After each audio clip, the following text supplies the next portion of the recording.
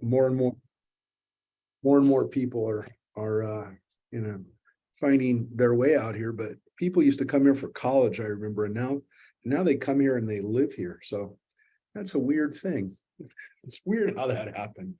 Anyways, the last week, when we finished up, we looked at the beginning of chapter 47. 46 was a really short chapter. It was 13 verses, and it was really one unit. As I mentioned, this is my go-to book on Isaiah. It's the Anchor Bible Commentary, and Bleckenstock, the guy who edited this version, wrote and did his commentaries on this version. Breaks the units up by by like which prophecy, like is this is like this one unit of prophecy, maybe it's 7 to 8 verses, 10 it could be, but he basically shows how one chapter is not necessarily one unit. Sometimes it's a couple units, sometimes the unit goes from one chapter to the other, overlap, kind of goes over because of the way Christian scholars later broke up the chapters. In this case, chapter 47 we're about to read is another fairly short chapter. It's about 15 verses. He has it broken up into 6 units, but he has it as one unit. And I mean, he knows far more about it than I do, but I agree that this kind of seems like it is one unit. And this unit goes back to something we read in chapter 46, which he actually, even though it's a short chapter, he has it broken up into 2 units. This is again about the Babylonians. I thought maybe we'd read this section last week, but it's fine. I mean, like I said, this kind of goes with chapter 46, which talked about the Babylonians being punished. I'll just show you again what we read about. Isaiah talked about the Babylonian gods, being destroyed, and as a symbol of the fact that that they've been laid low. And this chapter 47, builds on that in a way, and adds to that, which is important because the Babylonians destroyed Jerusalem. They destroyed the temple. To some extent, they were an agent of God. They were doing, or God allowed it to happen, and Nebuchadnezzar was doing God's bidding to some extent. But what we're going to see in Isaiah is the sense that even though they kind of were doing what God wanted, they went a step further, and they didn't have to be as brutal as they were. So there's this kind of interesting recognition that Isaiah has, which continues all the way to the modern era, which is to some extent that Nebuchadnezzar did what God wanted to be done, which is punish Israel. But again, there's this idea that he went too far. So if you understand it from that standpoint, you can kind of get what the bigger picture is. But please jump in, and if you have any questions or comments. The good thing about everyone being online is that everybody is equally, can jump in, and it's not necessarily like if somebody's there that will hear you more than we do sometimes when we're in person too. But please jump in with this. And again, we're starting with a comparison. And again, we looked at this a little bit last week just to show you what we were doing, is that the Babylonians are compared to a woman, which is what Israel was compared to in first Isaiah. In first Isaiah, Israel is compared to a woman. The phrase that's used over and over again is Bat Zion, which means daughter or the maiden Zion.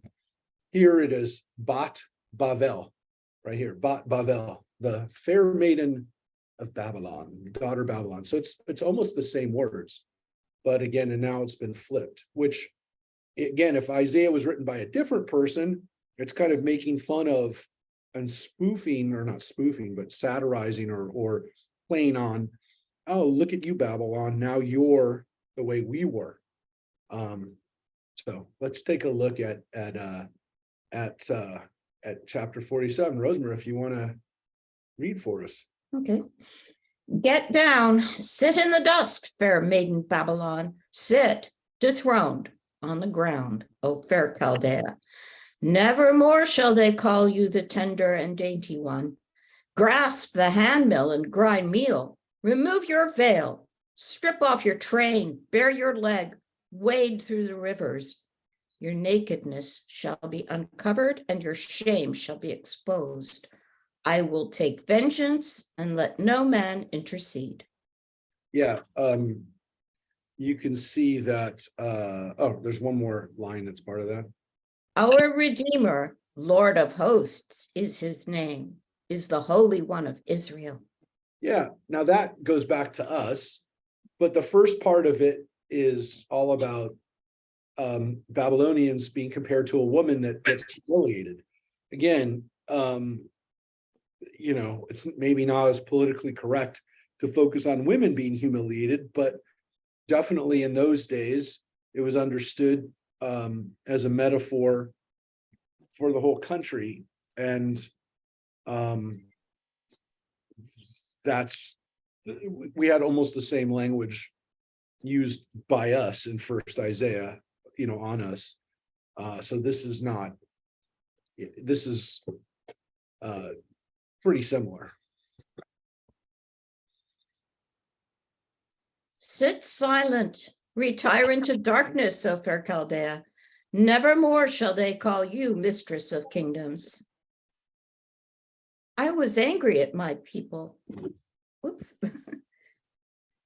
Go down a little. There we go. I was angry at my people. I defiled my heritage. I put them into your hands, but you showed them no mercy. Even upon the aged, you made your yoke exceedingly heavy. You thought, I shall always be the mistress still. You did not take these things to heart. You gave no thought to the end of it. And now hear this, O pampered one, who dwell in security, who think to yourself, I am, and there is none but me. I shall not become a widow, or no loss of children. Those two things shall come upon you suddenly in one day. Loss of children and widowhood shall come upon you in full measure, despite your many enchantments and all your countless spells. You were secure in your wickedness. You thought, no one can see me.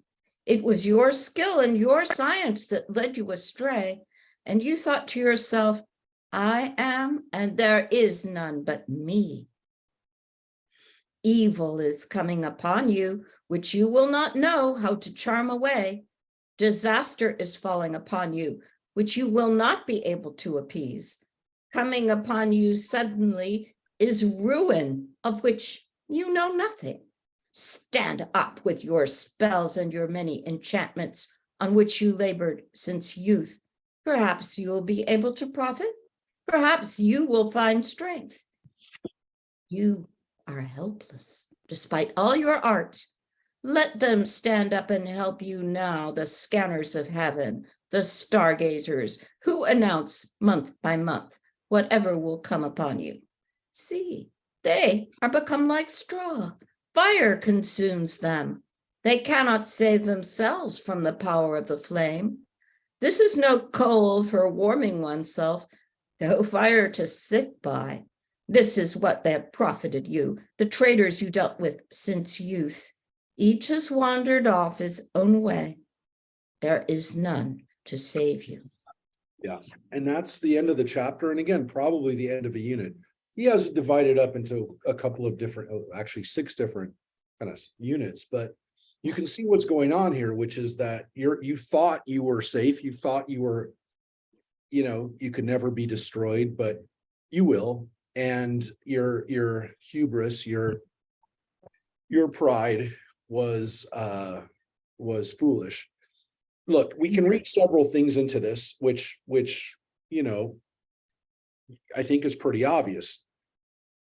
Isaiah and the Jews probably had a begrudging admiration for the Babylonians because they had science, they had magic, they had the scanners of heaven and the stargazers who announce month by month whatever will come upon you. So they seem to have this very high level of astronomy / astrology, which was the same thing back then, that they had this ability to figure the future based on the stars. That legendary gift that the Babylonians had was well known for hundreds of years. So the Babylonians were known as the preeminent forecasters of the future through their astrological sciences, that they considered it a science. And it wasn't just, as you can see, a matter of understanding science, but understanding what would happen. And there isn't a understanding, like, it's not that this is magic or that this doesn't work or this is an illusion. There's an understanding that it does work. Right? So they're basically saying it doesn't matter what skills you have, what technology you have, it's not going to help you. The destruction is happening to you. Now you can make the argument, shouldn't they have known that this was going to happen if they have stargazers? If they know what's going to happen in the future, wouldn't they know that they're about to be destroyed? So that's a little bit of kind of a paradox, but it does seem to be that there's this understanding that they normally are very well respected, and that's accepted. The Babylonians have that ability. Look, hundreds of years later, during the Roman era, Babylonia, which had since been incorporated into the Persian Empire and then into the Greek Empire and then into the Parthian Empire, and then, had gone through several iterations already by the time of the Romans, and was part of the Roman Empire. But during that period of time, the Romans still looked at the Babylonians like they were the best at stargazing, the best at figuring out the future. That's why the three kings come from the east. Exactly. So this whole concept of the legend that we have in Jesus of these wise men or kings of the east, depending on the translation and understanding of it, but the whole point of that, the whole basis for those wise men of the east, was that they understood the star of Bethlehem and knew that Jesus was, again, in the prophecy, the Messiah. Now, the stories, there's more than two stories, but the rival narratives of Jesus's birth also include the gifts of the shepherds.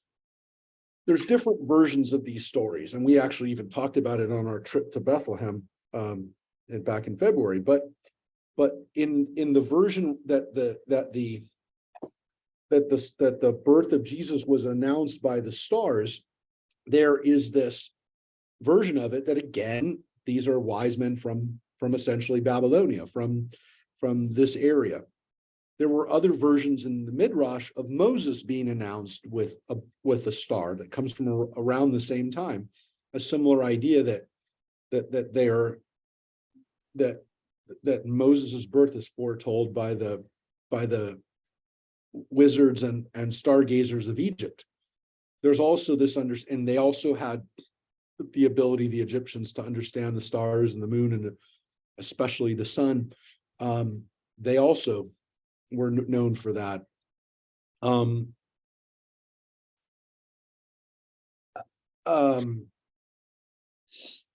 There were other people who were announced by stars, and there's other texts and other traditions of stars foretelling the birth of important people. But that one from Jesus is 2,000 years ago, was 700-800 years after this. And so, I mean, for hundreds and hundreds of years, for well over 1,000 years, the Babylonians were seen as these people who could foretell the future. Now, again, even if we don't think that this is foretelling, like if we understand that they couldn't foretell the future necessarily from stars. No matter what, the Babylonians had an advanced, and the Egyptians as well, had an advanced ability to understand the calendar. In some cases, again, they were able to, because they cared about it and paid for it and predicted it. And they were, by the way, they were supported by the government, which is important to remember, that science needs to be paid for. And in those days, that was science.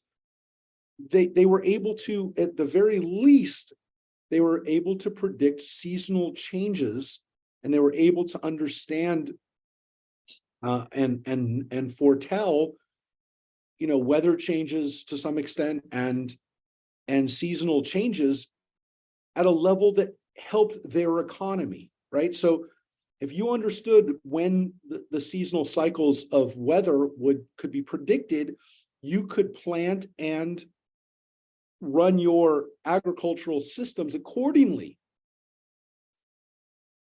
If you were a farmer living in the middle of nowhere and didn't have those abilities and didn't know the announcements of month by month what happens, you don't have that ability, and it costs you.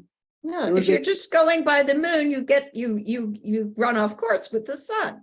And that was their big technological leap, was that they could coordinate that stuff. We're still using their 60 minutes. Yep. And the Babylonians did have a lunar calendar, but they also had achieved this understanding of the importance of the sun, integrating in a solar lunar calendar. But and we moved to the lunar calendar, by the way, primarily because of the Babylonians, actually. But the point is, because they use the moon as well.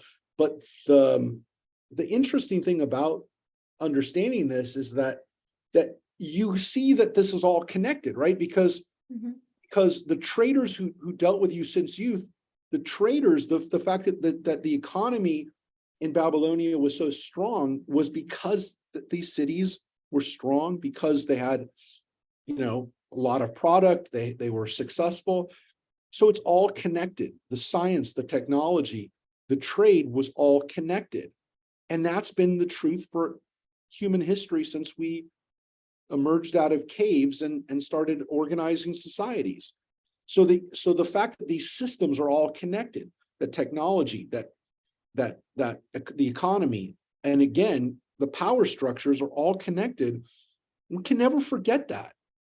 And that's why when we talk about, spending money on science or spending money on, the technologies that we're spending on now, it scares me when people say we can't spend money on that, because if we don't, our country will lose that advantage. And that to me will be when we're doomed, when we're not spending money on science and when we're not encouraging, technology.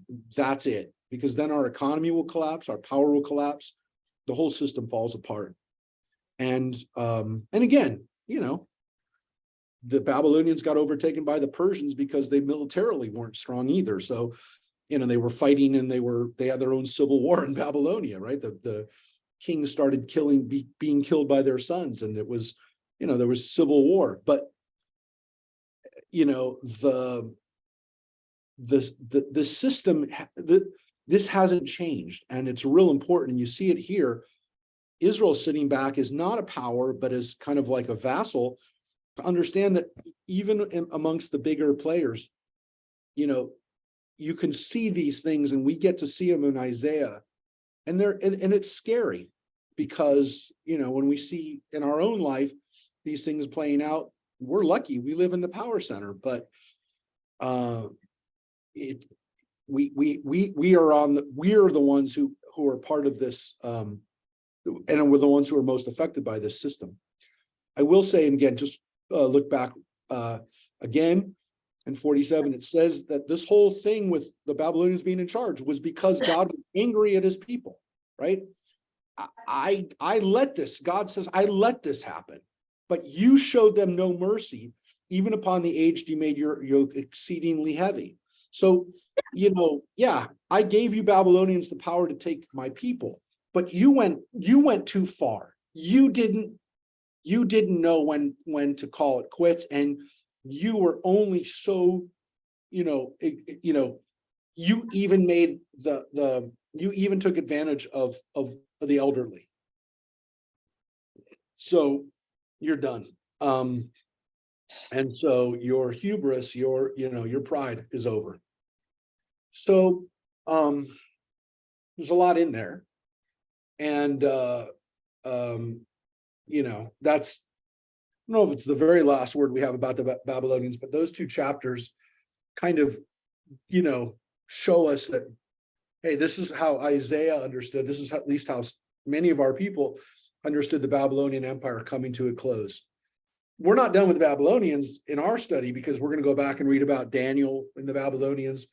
We're going to see some other stories that, talk about the Babylonians, and we've read about them in Kings, but we only saw one vantage point, and it was a crack, actually. It wasn't really even the full vantage point of the Babylonians, because Kings almost just use the Babylonians as a foil. They're the ones doing God's work, and they're the ones who are destroying. But we only get a little glimpse of it. We get a much more the victim side, but we definitely get a picture of it in the Book of Lamentations, about the Babylonians laying siege to Jerusalem and destroying life in Jerusalem during that time.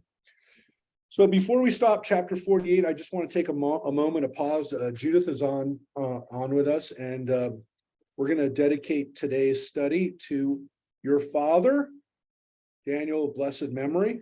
Did you want to say something before we this is his first yard site, and did you want to say something, because he was able to be here several times for our classes when he was in town?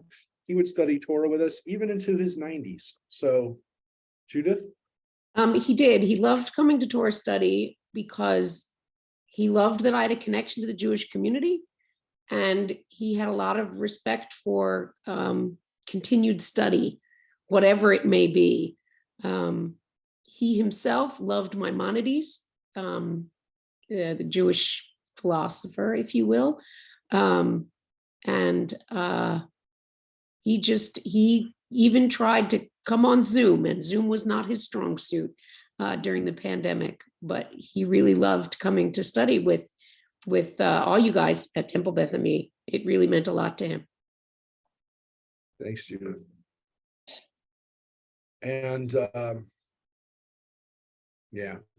we miss him. And one of the times we really miss him is Passover. So that was a lot of good memories that Judith had of celebrating Seder with her family over the years. So we're going to continue now, and thinking about this destruction and thinking about what the Babylonian destruction meant for us. We get these different views of it, and we get them from Isaiah, and especially in second Isaiah after the fact. We get first Isaiah, we get it before. I will say one thing before we get into chapter 48. Today is Yom HaShoah. Today is the day of commemorating the Holocaust. And as much as the Holocaust is unique in human history as a day today that we remember it as Jews, specifically, there's International Holocaust Remembrance Day in January, which commemorates the liberation of Auschwitz, which was seen by the international community as a fitting day to remember the Holocaust. Of course, every day during the Shoah, every single day of the Shoah, tens of thousands of Jews, in any day were murdered. But so it's difficult to pick one day. We picked this day. By we, I mean the government of Israel picked this day because it was the closest day to the Warsaw Ghetto Uprising, which happened during Passover. And so the compromise was to allow Jews to celebrate, not just commemorate the Holocaust and commemorate the loss, but also to remember resistance and fighting back. And the most famous example of it, though not the sole example, but the most famous example of it was the Warsaw Ghetto Uprising, which began at Passover in 1943, 80 years ago. And Israel didn't want to have Yom HaShoah during Passover because it would be mixing two holidays, and it wasn't seen as something we could do. But they said, as soon as Passover is over, we're going to do that. And it will be 1 week before Yom Ha'atzmaut, Israel's Independence Day, because of the fact that the restoration of Israel and the decision of Jews, of world Jews, that assimilation and being a part of the native countries that the people lived in would no longer work, because it didn't work in Western Europe. It didn't work anywhere. It wasn't going to work. Didn't seem like assimilation would work. And again, up until the Holocaust, there were still Jews who were saying Jewish nationalism is wrong because Jews aren't a nation. And then we kind of said, you know what, we are, and if we're not, the Holocaust will happen again. And so we said, we're going to be a nation. So next week we commemorate Yom Ha'atzmaut, Israel's Independence Day, the 75th anniversary of Israel. So those will always be connected. So let's take a look. To further connect on the subject of Israel and the Holocaust and never happening again, with Isaiah being so many of our Haftarot, how do you bring it to the children? How do you help them teach a current lesson from Isaiah? Like,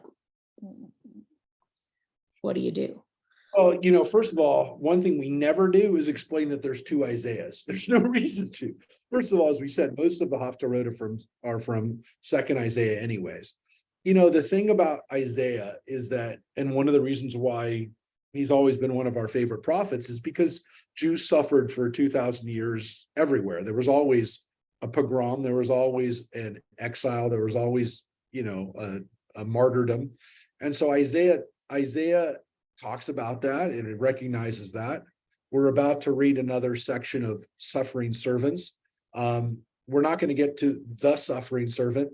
We will next week, which is the one that Christians focus on as maybe again the example of what Jesus was. But Jews always looked at Isaiah as kind of the words of somebody who's dealing with exile and dealing with the precarious nature of exile, but that there's hope and that the restoration of Zion will happen. Now, it did happen 2,500 years ago with the Persians. Isaiah is talking about it right before it happens. And it did happen. And then it lasted for about 500 years, the restoration, the Second Temple period. But that came to an end. And so for most of the time since Isaiah, with the exception of 500 years. So again, if Isaiah lived 2,500 years ago, almost 2,600 years ago, second Isaiah, then what we're talking about is 2,600 years, 500 years were Israel being able to live in their homeland, and 2,000 years of Jews not being able to live in their homeland. So if you do the math, it's not very hard to figure out. 20% of our history of the last 2,500 years, 20% we were in our home, 80% we weren't in our home. So for 80% of the time, Isaiah was relevant and was Haftarot and was integrated into our minds, and Isaiah was our preeminent prophet because his experiences were ours. It is harder today when we have in Israel, when we live in a time when we could go to Israel. But you know what most people read Isaiah, well, there are some people, I said most, the small group of people who still feel that Isaiah's prophecies haven't come true are kind of the ultra-Orthodox, especially like the anti-Israel Neturei Karta, who believe that only the Messiah can announce the time of Israel and Israel's restoration and a messianic redemption. There are those who still live in a time of it hasn't happened yet. But for those who see that it's kind of happening, or at least parts of it have happened, at the very least, parts of it have happened, you know, we look at Isaiah more from the standpoint of, yeah, but the rest of the world isn't redeemed. And so for me, and for a lot of people who read Isaiah today, it's more of a statement of what's still left to be done for the world to have the kind of redemption and to have the kind of, you know, hope for everybody that Isaiah is hoping for these people. And so as long as there's still people that are waiting to feel redemption, then then it is relevant. And I don't know. I mean, Judith, if you ask me, I think, well, look, I got back from Israel with some of these people who are on the phone right now, who are on the Zoom line right now. 2 months ago, we got back from Israel. I'm going to Israel in another 2 months. For me, there's always a question of why am I not there anyways? And if I'm not part of Isaiah's hope, when am I? He hoped that I could do what I could do. So, it came up again this morning, this is for diaspora Jews, Isaiah is if you really think about it, there's a dilemma, which is that what Isaiah hoped for at least 2,500 years ago is something that could materialize, that we could have materialized. I don't know. Look, we talked about it a lot when I mentioned it at services on Friday night, and we talked about it this morning when we talked to Tracy's sister Samantha in Britain, who was friends with the D family that were murdered, the mother and 2 daughters that were murdered in Fraught last week. I mean, the D's lived in England, were wealthy, wealthy Jewish family who, Leo became a rabbi and made Aliyah and lived in Efrat. I mean, these were people who they chose to fulfill this understanding of this is where we're supposed to be. They didn't have to. They lived a comfortable life in England. I mean, I don't know. There's I mean, not physically room for all the people of the world to live in Israel. So we have to understand that as a metaphor. I guess, Rosemary, but there's room for you and me, and that's not I understand what you're saying. And I had the discussion yesterday of and today of, the things that I do here that make me feel like I'm doing an important role for Israel here by taking people to Israel. But, is that a rationalization? I wasn't going to have this conversation. Judith, you brought this up. Sorry. I will tell you that it is front and center in my mind right now, especially as we come up on the 75th anniversary of Israel. I have very few things that I think about or I agonize over more than this. Look, I'm lucky that I can agonize over it, by the way. That's a philosophical dilemma that is something that I have to remember I'm grateful for, but it is a dilemma. And thank you for making me think about it for the 5th time today already. But anyways, it's always there for me, at least. So let's look at chapter 48, which again is maybe 2 different units, the first 11 verses, and then but we'll take a look at this chapter 48, and you're going to see a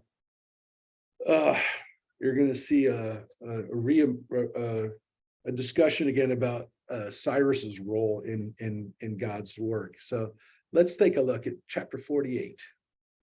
Listen to this, O house of Jacob, who bear the name Israel and have issued from the waters of Judah, who swear by the name of the Lord and invoke the God of Israel, though not in truth and sincerity. For you are called after the holy city, and you do lean on the God of Israel, whose name is Lord of hosts. Long ago, I foretold things that happened. From my mouth they issued, and I announced them. Suddenly I acted, and they came to pass.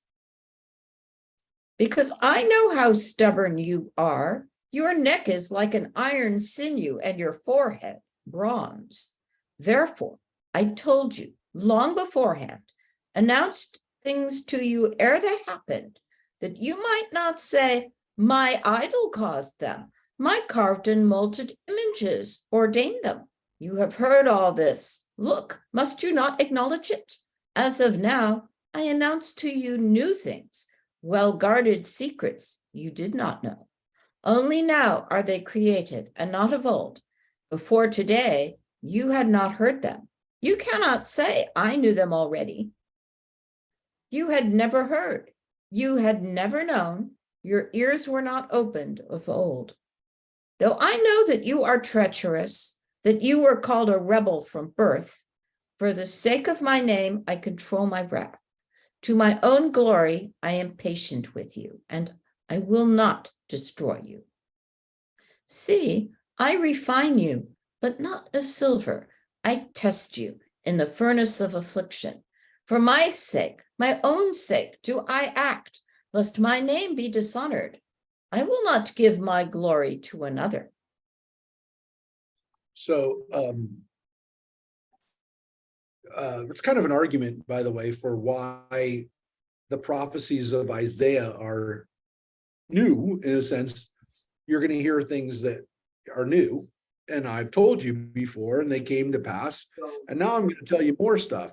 So is he referring to first Isaiah, or is he talking about stuff that he said earlier, or maybe prophecies that come after in the book of Isaiah, but were actually chronologically written before? It's up to interpretation, but the same thing can be said for almost any prophet, which is, why is the prophet accurate? Because the things he said happened.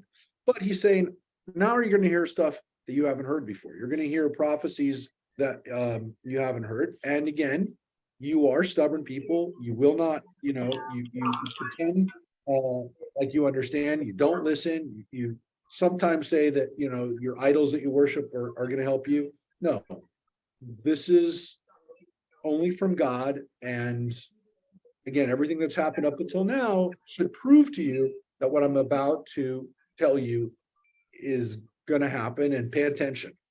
So this is the next part of this, or again, another unit, or a prophecy which is important for everybody to hear. Again, does it come right after this, or however it's organized? This is the next words that we have.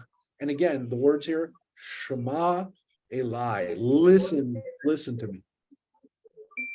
Listen to me, O Jacob, Israel, whom I have called.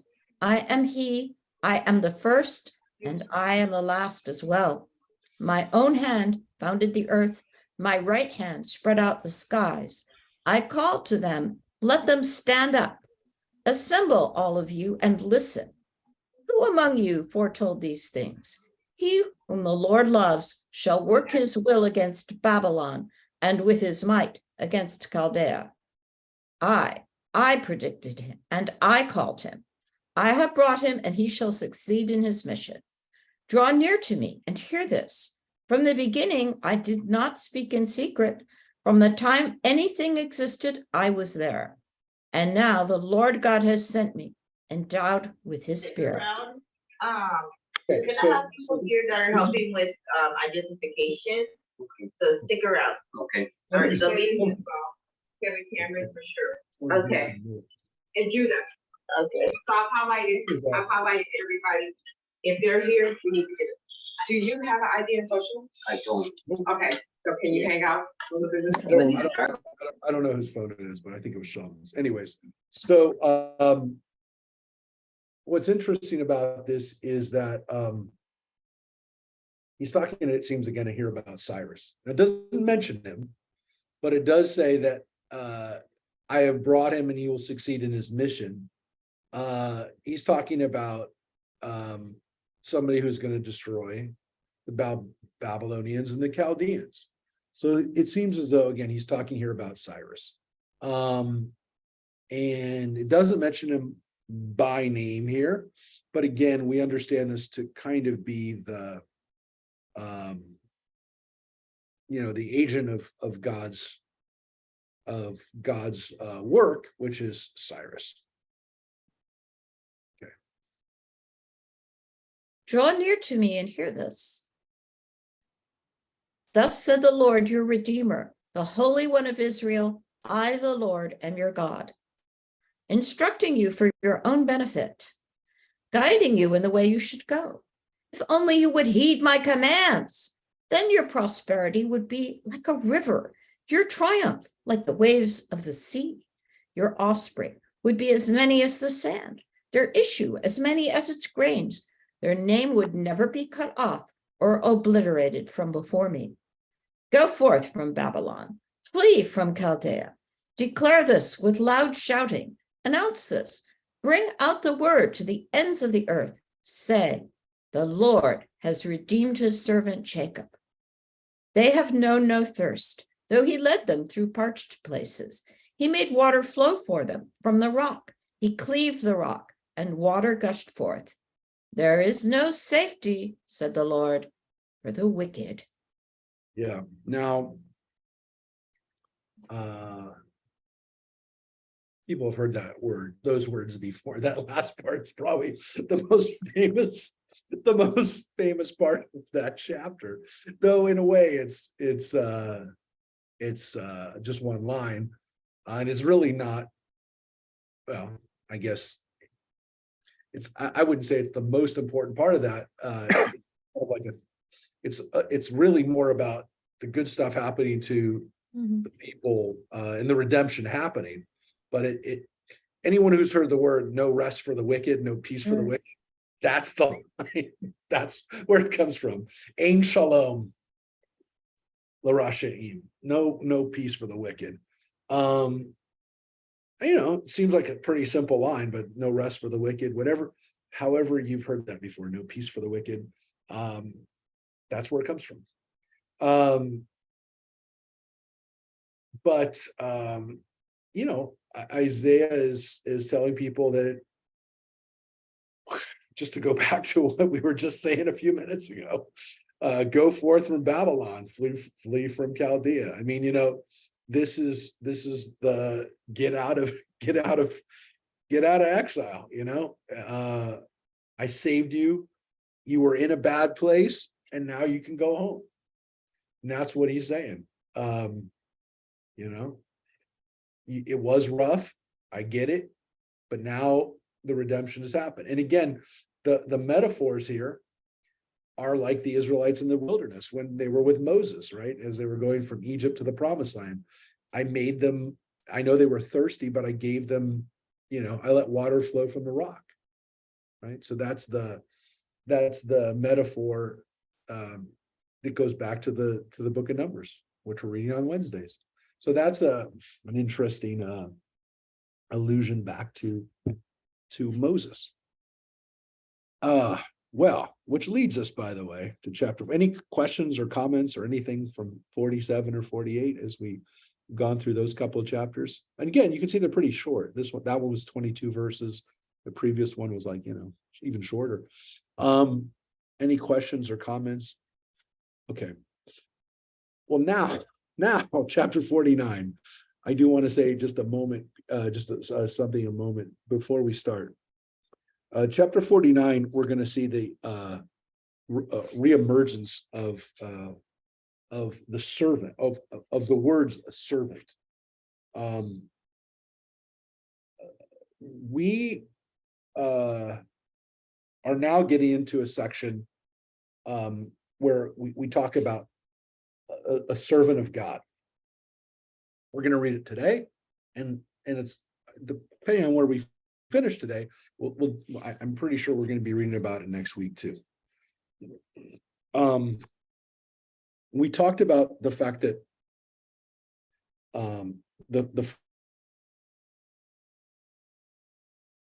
as a matter of fact, it's the defining characteristic of Second Isaiah. If we talk about anything that makes us know that we're in Second Isaiah, it's this word, the servant. And as a matter of fact, some people actually say that there's 3 Isaiahs, because the last section of Isaiah, that's the chapters 56 to 66, the last 10 chapters start to use it in a different context.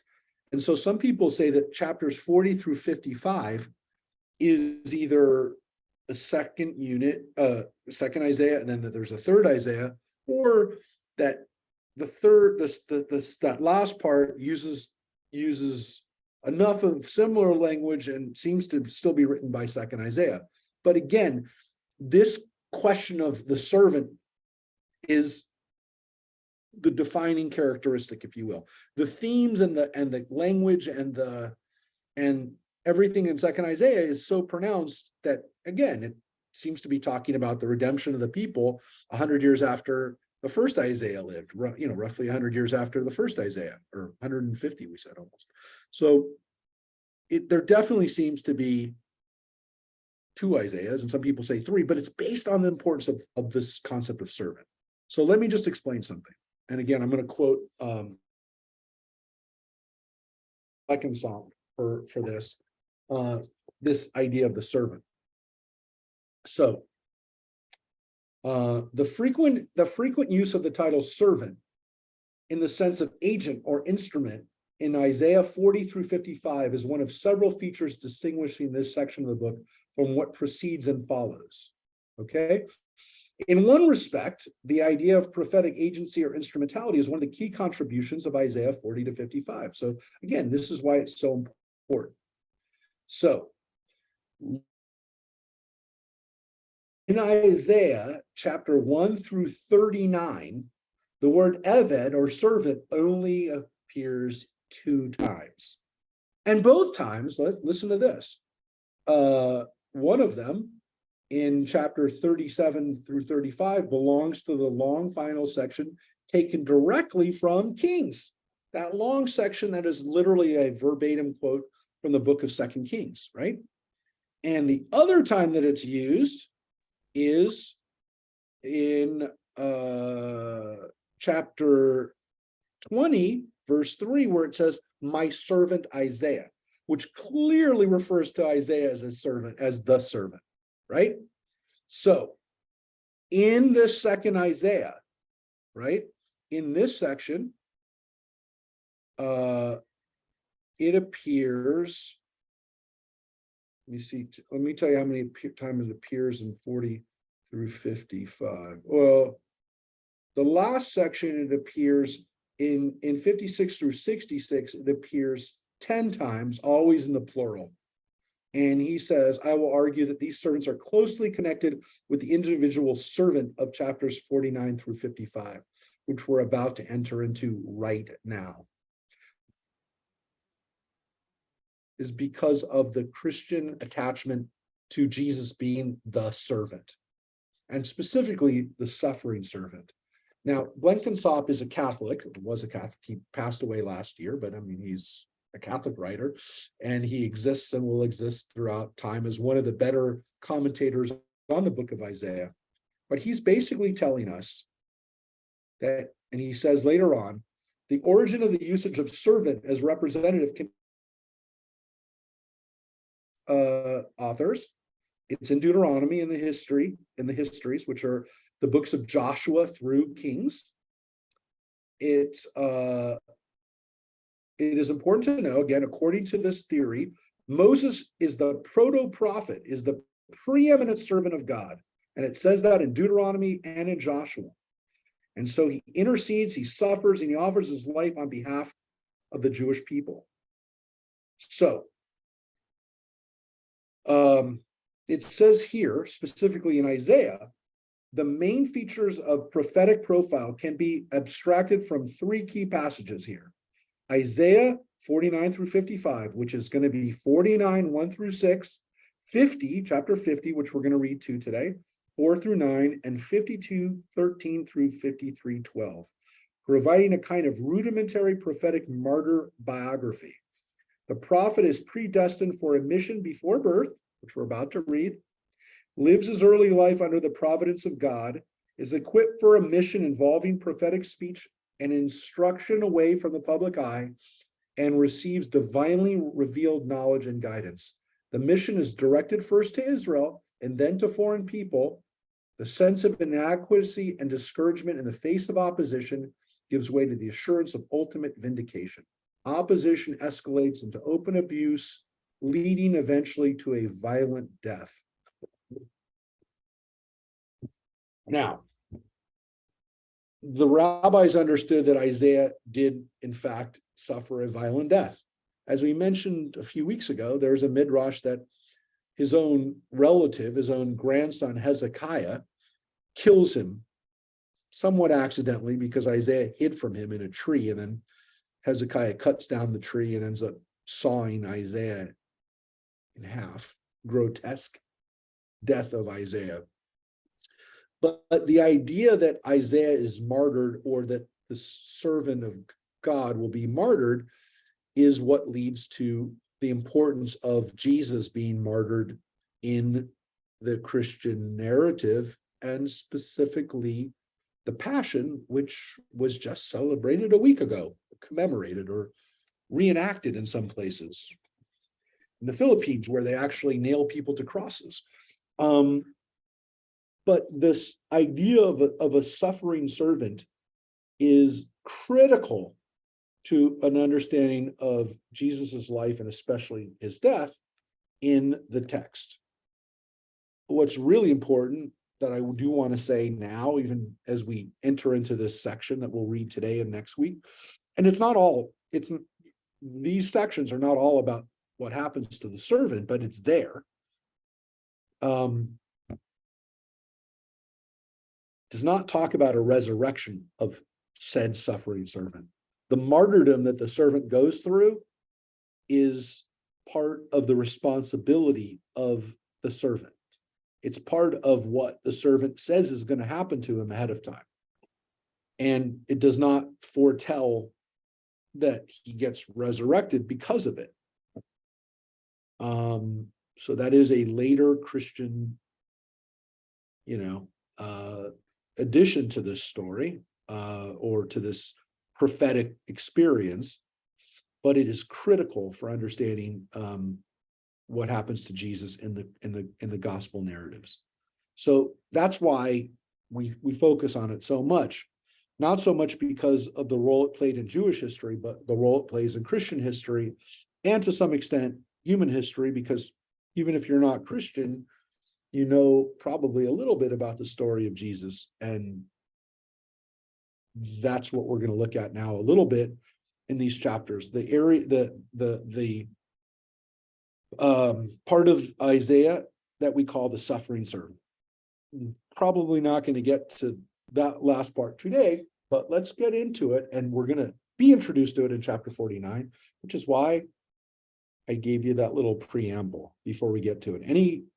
Does anyone have any questions before we get into it? Because now that is there, and but I said it's not the only idea in here, but that's what people know about. Anybody? Okay. Let's take Rabbi it. Blazer, Yes. let me put my picture back on. When I was going to yeshivas and Hillel and all those schools I attended, I don't think Jesus was ever mentioned. Yep. And it's interesting. I mean, it's just a comment that that it was never discussed. It was like you probably couldn't even say it almost, Correct. Is it taught now in more of those type of schools? Yeah, well, it's a good question. In the more progressive yeshivas it's still woefully not taught in a lot of places of Jewish learning, because there was this idea that somehow it was going to open up a can of worms. The reality is that, to me, it's a big disservice to Jews, especially Jews who live in Israeli yeshivas, especially Orthodox yeshivas there. It's hardly taught at all. And their argument there is, we just don't meet that many Christians, so it's not that important, right? In America, it's not really good, because unless you're in a very insular community, you are going to interact with Christians, and you should understand their beliefs and their stories. If you're in a very insular community, the argument will be, well, you're not really supposed to be interacting with them anyways, so you shouldn't do that. I will tell you that I think it's a disservice to the Jewish community, because to some extent it creates ignorance, and I don't think ignorance is ever a good thing, ever. I think if you're ever worried about introducing ideas to people because it's going to freak them out or make them jump, even if the argument is they're going to jump to the other side. I mean, if information is going to do that to you, then what are you providing for somebody that would help them. I mean, it almost says that you have an inferiority complex. To me, studying Christianity and understanding the Christian Bible doesn't make me less sure of my Judaism. It's only given me a greater sense of the fact that, I feel comfortable in my faith. It doesn't make me denigrate someone else's faith, but it gives me a great understanding of the majority of people that I live around. And I'm, I definitely consider myself more interested in it and more steeped in it than most people. But to me, I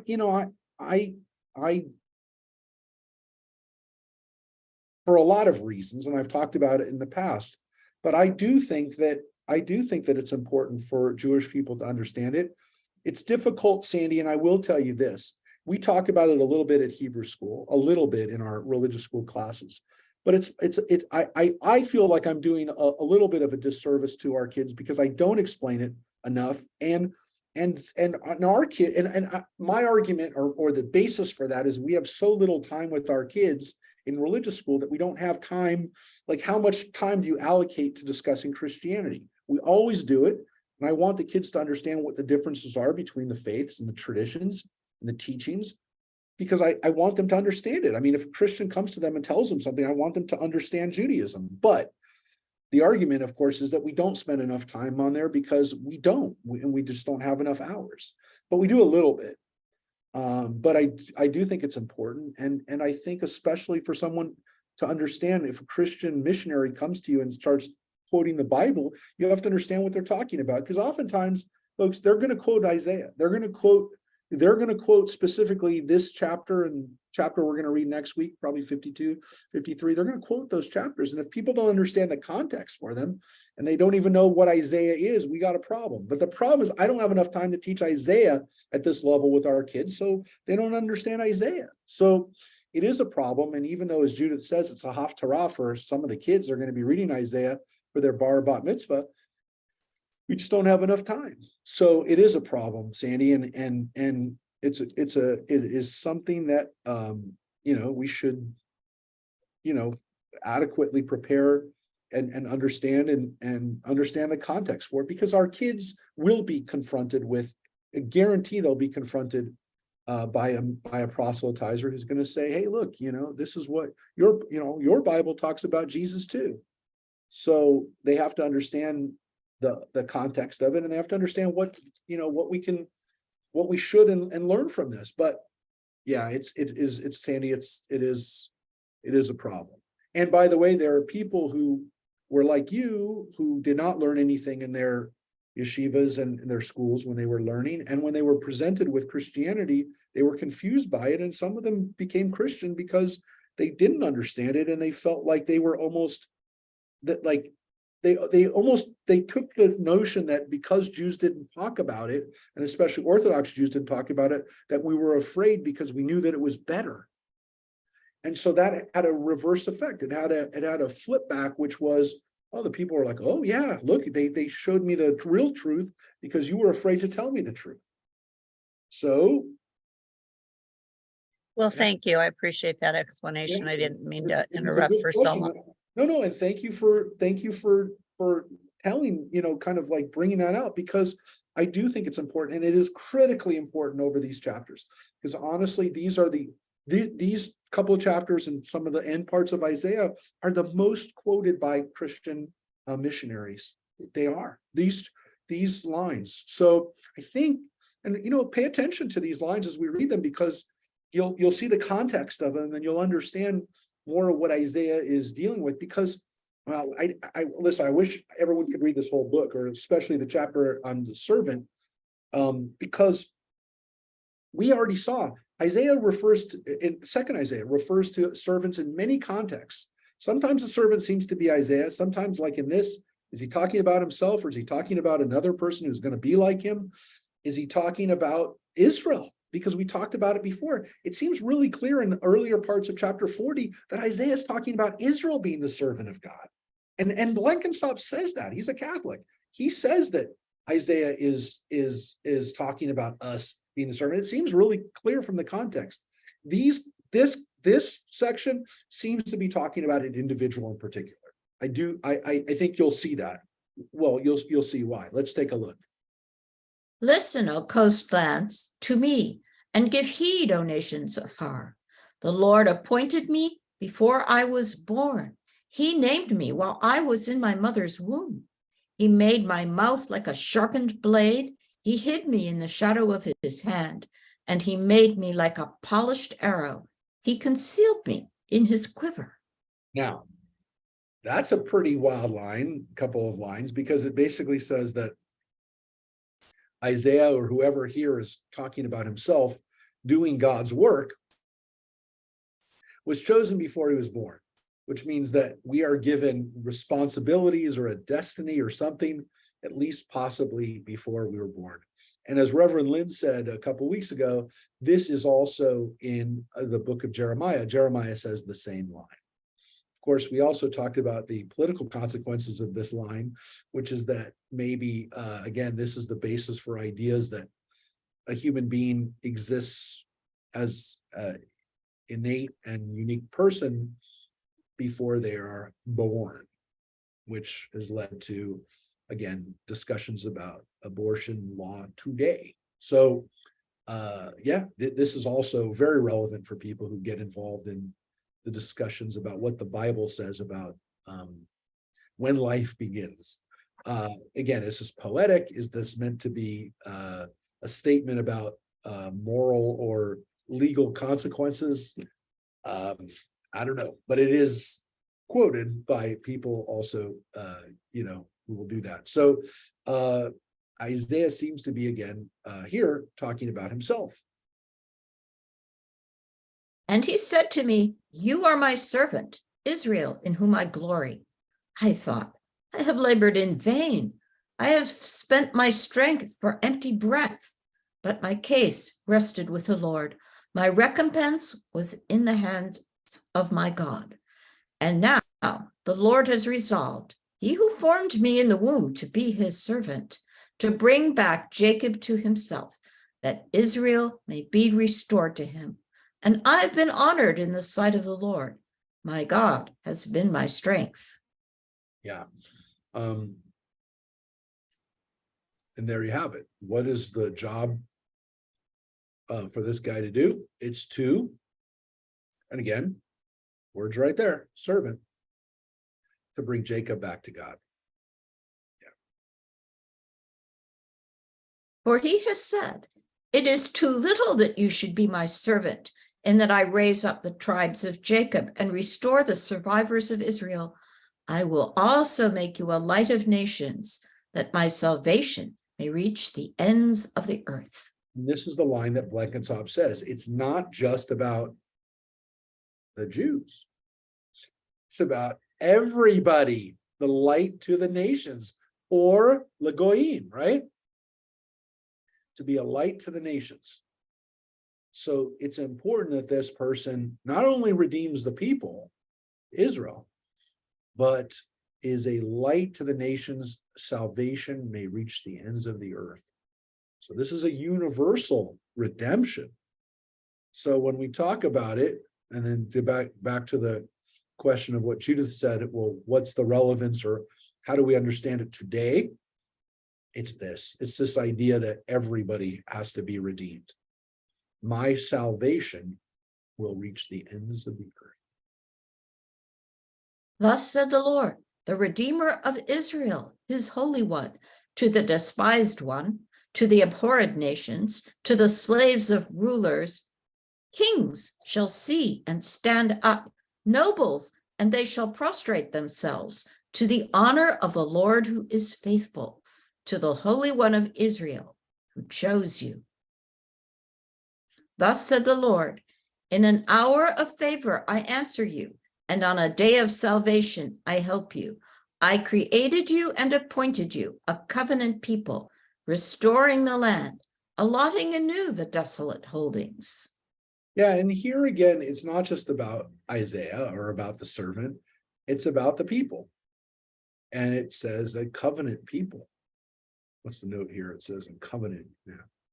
So we read that same phrase before. So it does seem to be connected to everybody in the community, all the Jews are covenanted people. Saying to the prisoners, go free. To those who are in darkness, show yourselves. They shall pasture along the roads. On every bare height shall be their pasture. They shall not hunger or thirst. Hot wind and sun shall not strike them. For he who loves them will lead them. He will guide them to springs of water. I will make all my mountains a road, and my highways shall be built up. Look, these are coming from afar, these from the north and the west, and these from the land of Sinim.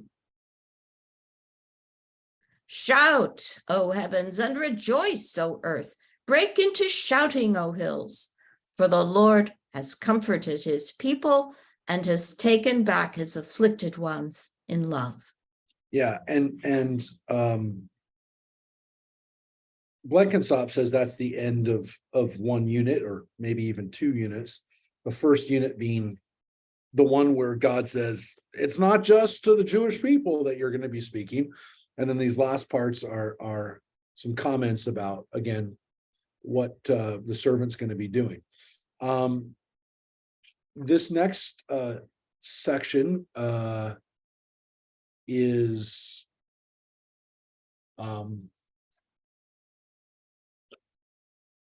well, you'll see is what the responsibilities are specifically for us or for the Jewish people, which again, it's going to be good. God's going to take back the afflicted ones in love, which is us. We're afflicted, but now we're taken back in love. So here we go. Zion says, the Lord has forsaken me. My Lord has forgotten me. Can a woman forget her baby or disown the child of her womb? Though she might forget, I never could forget you. See, I have engraved you on the palms of my hands. Your walls are ever before me. Swiftly your children are coming. Those who ravaged and ruined you shall leave you. Oh, those who ravaged and ruined you shall leave you. Look up all around you and see, they are all assembled, are come to you. As I live, declares the Lord, you shall don them all like jewels, deck yourself with them like a bride. As for your ruins and desolate places and your land laid waste, you shall soon be crowded with settlers, while destroyers stay far from you. The children you thought you had lost shall yet say in your hearing, the place is too crowded for me. Make room for me to settle. And you will say to yourself, who bore these for me when I was bereaved and barren, exiled and disdained? By whom then were these reared? I was left all alone, and where have these been? Thus said the Lord God, I will raise my hand to nations and lift up my ensign to peoples, and they shall bring your sons in their bosoms and carry your daughters on their backs. Kings shall tend your children, their queens shall serve you as nurses. They shall bow to you, face to the ground, and lick the dust of your feet. And you shall know that I am the Lord. Those who trust in me shall not be shamed. Wow. So,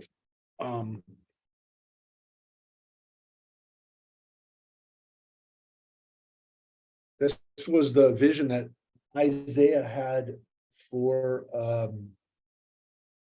the restoration of Zion, that even the people who are not Jewish are going to help in your redemption.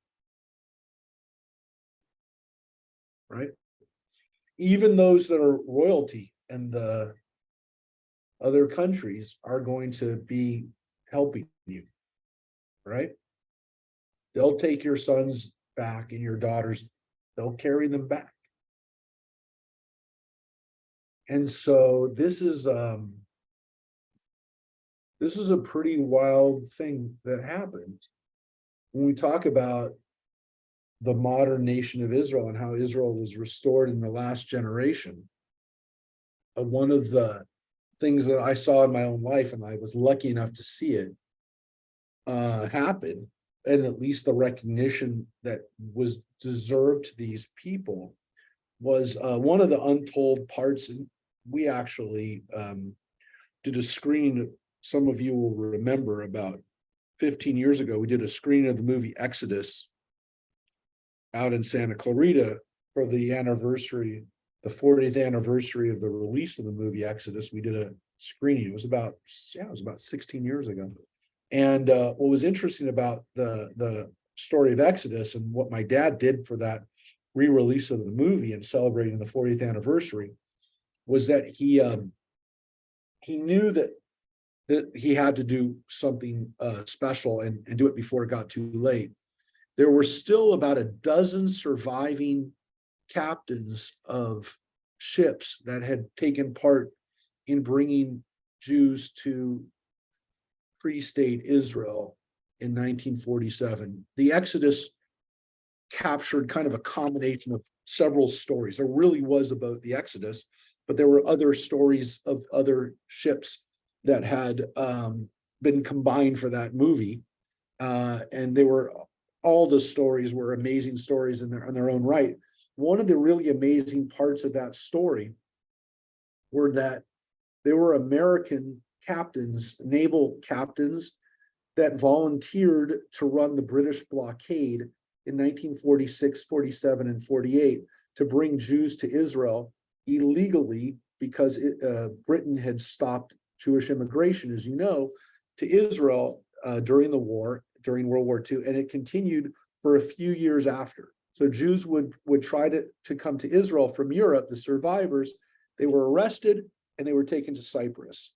And so they tried to run the blockade, and sometimes they got through and sometimes they were arrested. Oftentimes they were arrested, but that wasn't the point. It was to get them at least to Cyprus. And then we knew that at some point Israel would be established and these people would be able to come home. Most of those captains, most of those people who volunteered were not Jewish. And so we had a chance in the early 2000s to have some of those people come out and be recognized at screenings of the movie before they died. And it's emotional talking about it now, but it was really emotional being there as these people were recognized, because they didn't do it for any recognition. I mean, they didn't get recognized for 40 years. Many of them died without being recognized.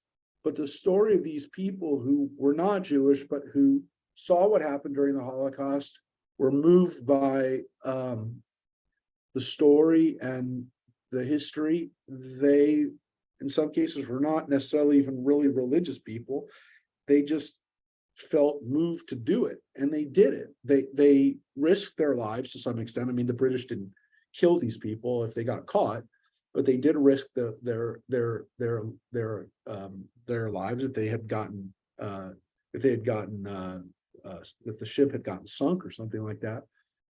But they did it, and they fulfilled this prophecy to some extent, because they brought these people, these survivors, to Israel. And again, in many cases, they only got as far as Cyprus. So yeah, and most of them were American. Most of the naval crews were American, and they sailed from Italy primarily. And yeah, Eddie Hirsch's parents actually were survivors who met in Cyprus. They met in prison camp in Cyprus. They both survived the Holocaust, and then were arrested and spent about a year in captivity in Cyprus. And that's where they met. And then they went to Israel, where Eddie was born.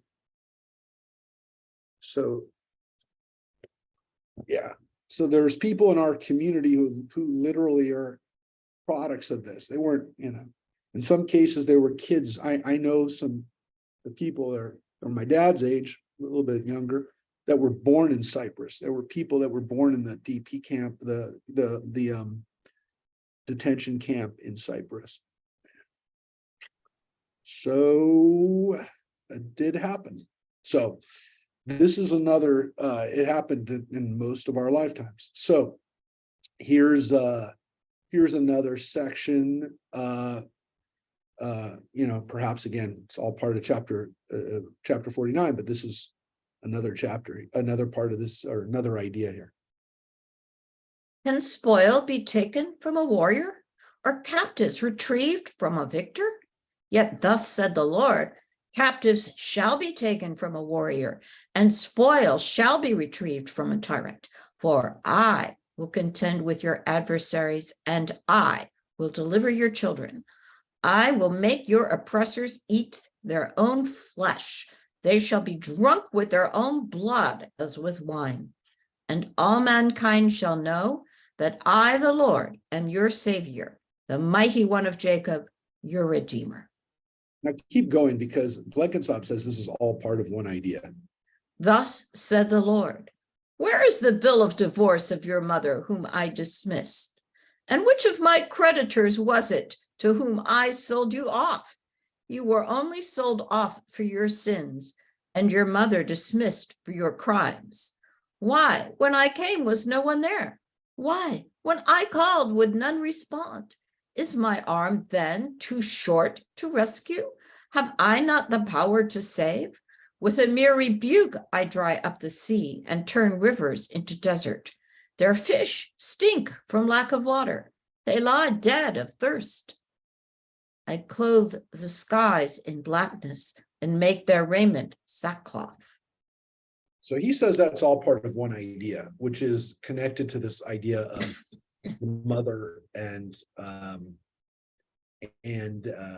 children being redeemed. So that's he says that's all one idea. It goes into the first part of chapter 50. He says that the next part comes back around to the actually I cut off. There's one more line. No, that's it. This new line, chapter 50, verse 4, is the beginning of this section. He really says this section here begins this discussion about back to the servant, because this part doesn't really seem to be that much about the servant, right? This whole part here from 24 on seems to be about the people and their redemption. This next section, though, seems to be back to the servant, and this section is important. Well, they're all important, but this one you'll see why there's some interesting commentaries on this. So let's take a look. Any comments on the previous section? I know it was very graphic, right? The people are going to eat their own flesh, right? That's pretty graphic language, I will say, but not uncommon in the Bible. There are other occurrences of that. All right, so let's take a look back at this at the individual. It seems to be back to this servant in particular. The Lord God gave me a skilled tongue to know how to speak timely words to the weary. Morning by morning he rouses my ear to give heed like disciples. The Lord God opened my ears and I did not disobey. I did not run away. I offered my back to the floggers and my cheeks to those who tore out my hair. I did not hide my face from insult and spittle. But the Lord God will help me. Therefore, I feel no disgrace. Therefore, I have set my face like flint, and I know I shall not be shamed. My vindicator is at hand. Who dares contend with me? Let us stand up together. Who would be my opponent? Let him approach me. Lo, the Lord God will help me. Who can get a verdict against me? They shall all wear out like a garment. The moth shall consume them. Who among you reveres the Lord and heeds the voice of his servant? Though he walk in darkness and have no light, let him trust in the name of the Lord. and rely upon his God. But you are all kindlers of fire, girding on firebrands. Walk by the blaze of your fire, by the brands that you have lit. This has come to you from my hand. You shall lie down in pain.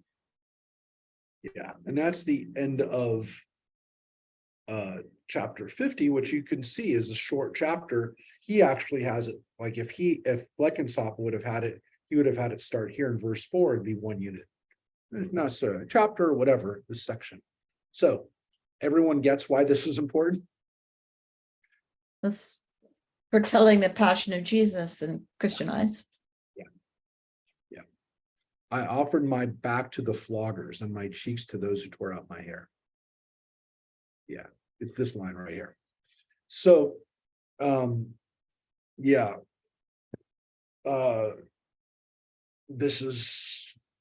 that's what Christians felt Jesus did, right? And so when the Christian Bible talks about the passion and his suffering and his beating, he's reenacting this, right? He's doing this.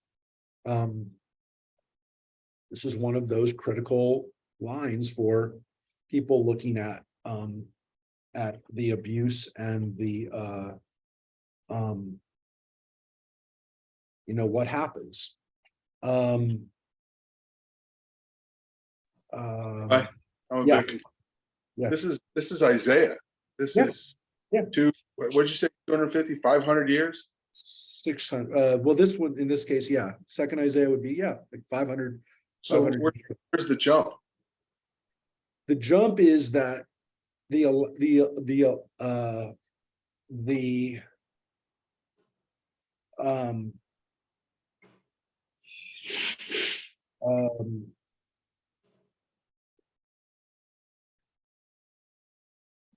well, let me say this.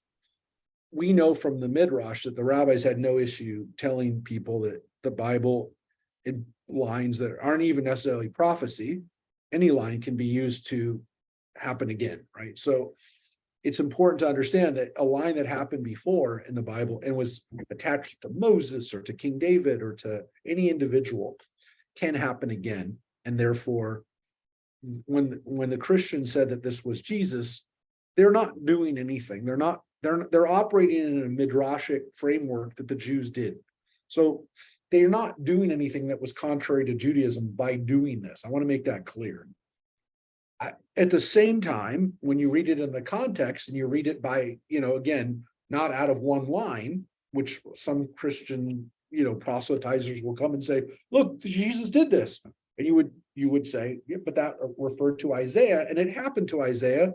And it doesn't say that Isaiah is going to be crucified and then brought back to life.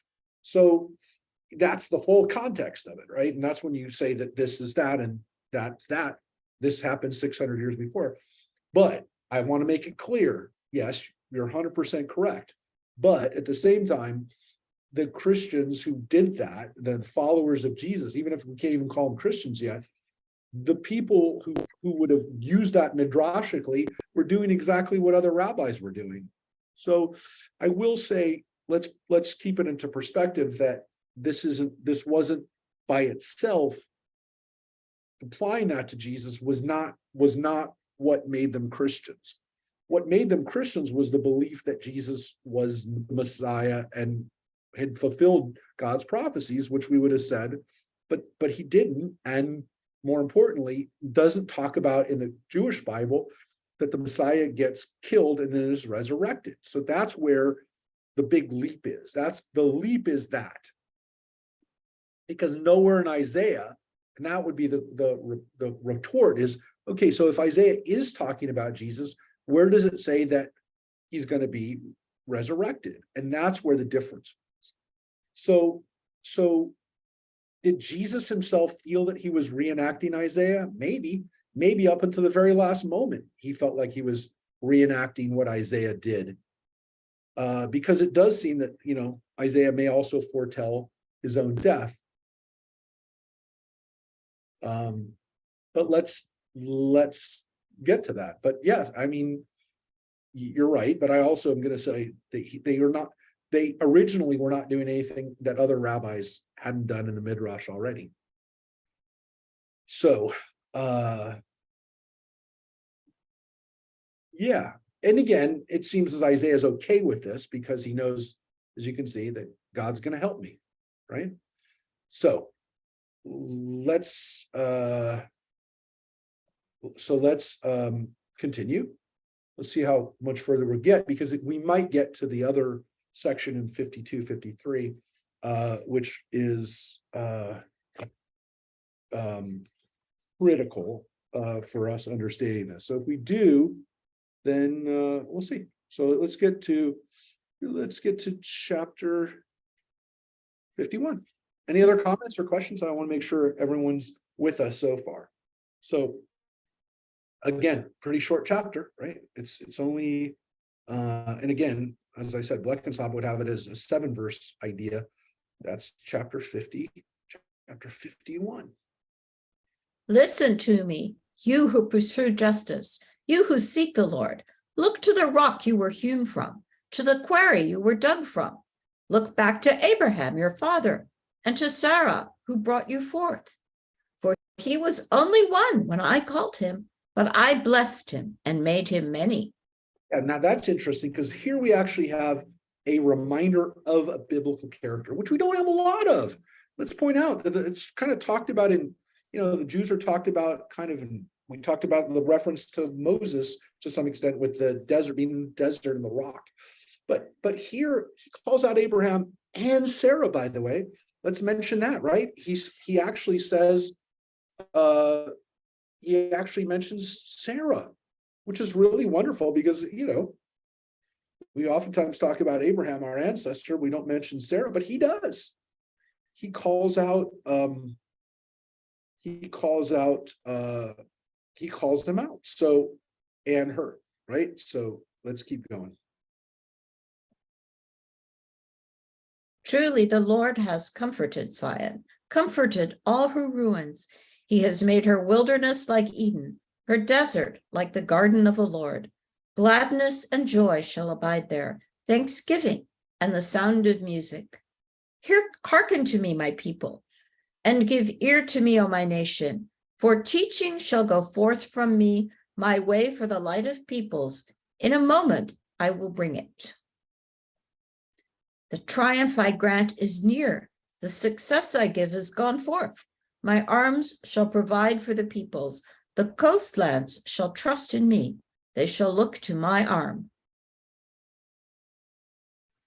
Raise your eyes to the heavens and look upon the earth beneath. Though the heavens should melt away like smoke, and the earth wear out like a garment, and its inhabitants die out as well, my victory shall stand forever. My triumph shall remain unbroken. Listen to me, you who care for the right, O people who lay my instruction to heart. Fear not the insults of men, and be not dismayed at their jeers. For the moth shall eat them up like a garment. The worm shall eat them up like wool, but my triumph shall endure forever, my salvation through all the ages. So, Bleckensop has that as a unit by itself.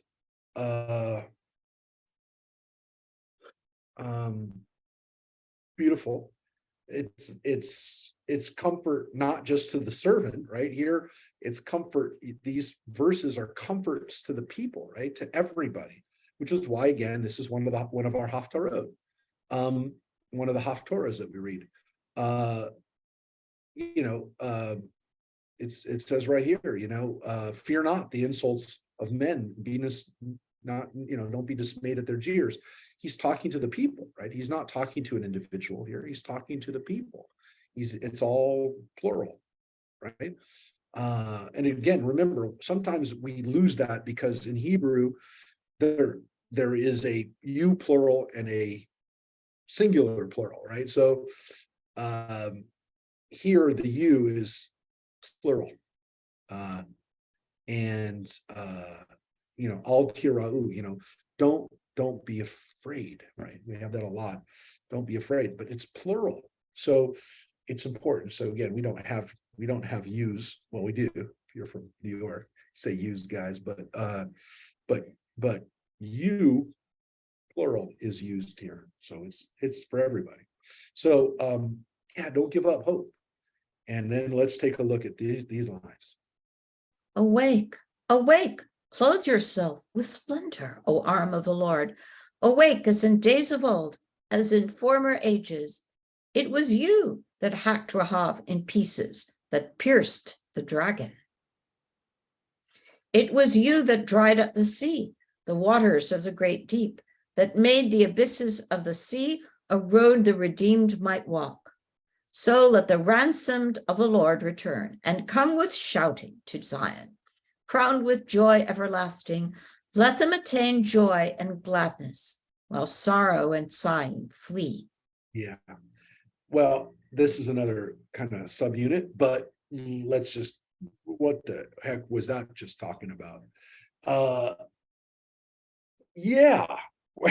let's We have this little mythological bit here. yeah.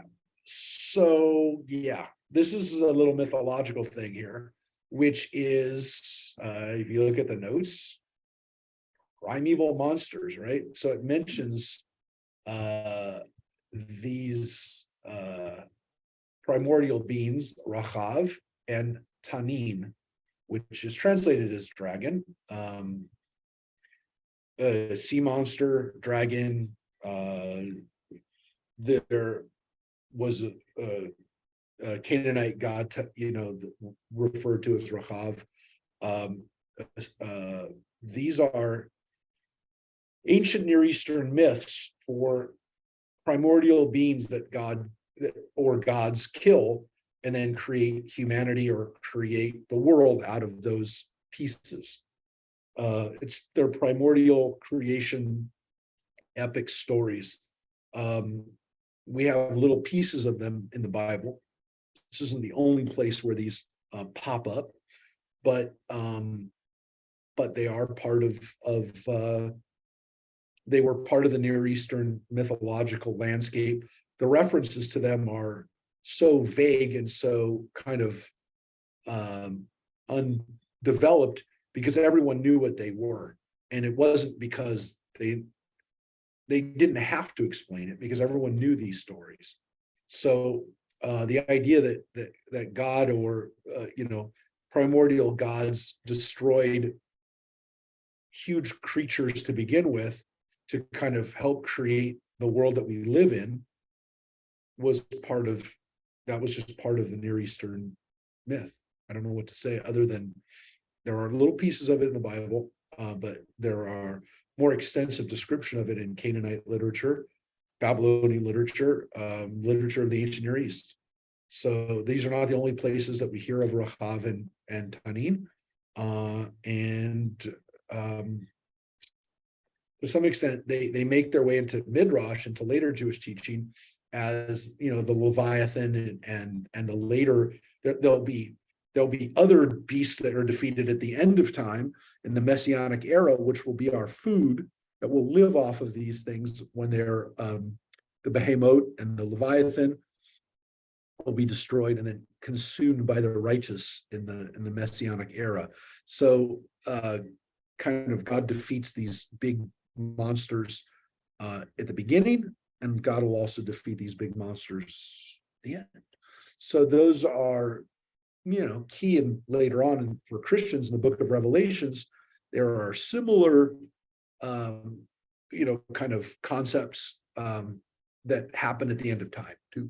But those are also based on Jewish teachings about the apocalypse and what happens at the end of days.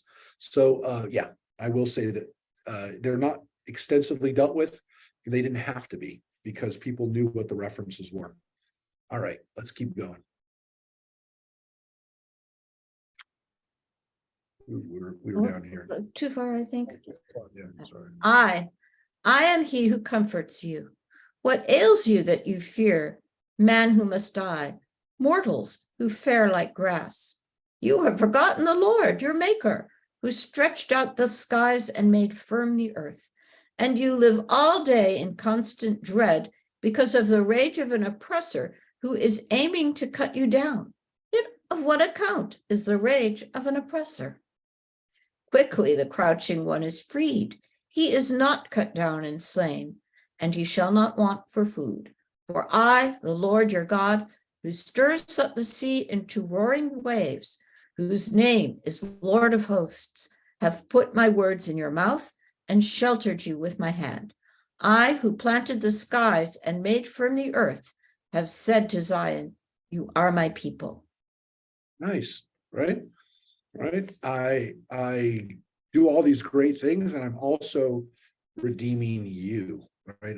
I do all these macro cosmic things, right, for the entire universe, but I'm also your redeemer. I'm also the God that's bringing you to freedom. So that's a wonderful comfort that God is still doing all these, did all these big things and is still going to be behind us. So that's the hope, right? That's the hope that this is coming. And here's a very famous line. Rouse yourself. Arise, O Jerusalem, you who from the Lord's hand have drunk the cup of his wrath, you who have drained to the dregs the bowl, the cup of reeling. Yes. So now we're getting into a couple of ideas that are important to Judaism and to some extent to Christianity too. Why? Because here we have these words, hitorere, kumi Yerushalayim. Well, we have a version of this in the Lachadodi, hitorere, rise, come and greet the bride. The traditional, longer form of Lachadodi, Rabbi Shlomo Levi Alkabetz took these words and put them and described them to the Shabbat bride. So he used those words, hitori, rouse yourself. The idea that there is there's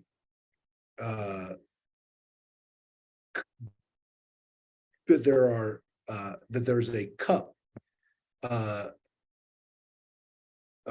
grapes of wrath are something that become important later on in Christianity, and also for us to some extent to understand that they come from the Bible.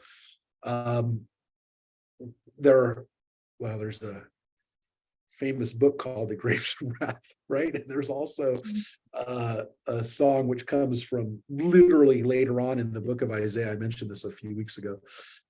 Chapter 63 of Isaiah, we're going to get to a famous line that is literally lifted and put into the battle hymn of the Republic, right? The vintage where the grapes of wrath are stored.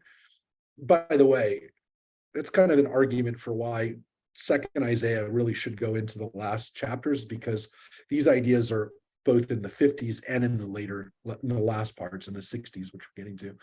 But anyways, the point is that this is an image that Isaiah uses as a symbol of drinking a bad cup of wine.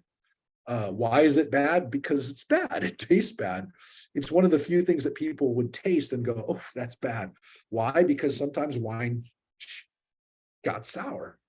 And of course, you don't expect that, right? You're almost not sure whether the wine's going to be good or bad because it looks the same. When you look at it, you can't tell. That's why you still have to taste it.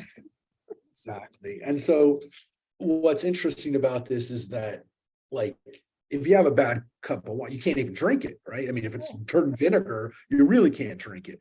So something that can taste so good and is so nice and whatever. I mean, I'm not a big wine drinker, but if you're a big wine drinker, there's nothing, some people, that's their greatest joy.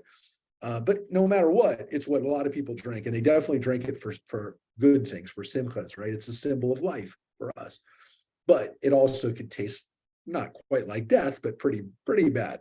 So this idea of a cup that doesn't taste good is an important metaphor and image in Isaiah. I'm trying to think if it's as big in any other prophet. I don't think so. Well, Isaiah is such a long prophet that it kind of gets lost in it, but it is a theme in Isaiah, and we're just going to see it some more. All right, so let's take a look at the rest of this chapter. She has none to guide her. Of all the sons she bore, none takes her by the hand. Of all the sons she reared, these two things have befallen you, wrack and ruin. Who can console you? Famine and sword. How shall I comfort you? Your sons lie in a swoon at the corner of every street, like an antelope caught in a net, drunk with the wrath of the Lord, with the rebuke of your God. Therefore, listen to this, unhappy one, who are drunk, but not with wine. Thus said the Lord, your Lord, your God, who champions his people. Herewith I take from your hand the cup of reeling, the bowl, the cup of my wrath. You shall never drink it again.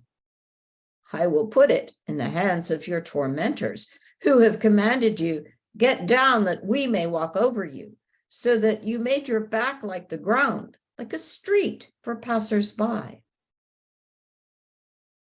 Yeah. And so the cup of wrath that you've been drinking out of is now for them. And it's a great image that this, you're not going to drink it. Now, of course, it says you're not going to drink it again. And the Jewish people did drink it again. So that didn't quite happen.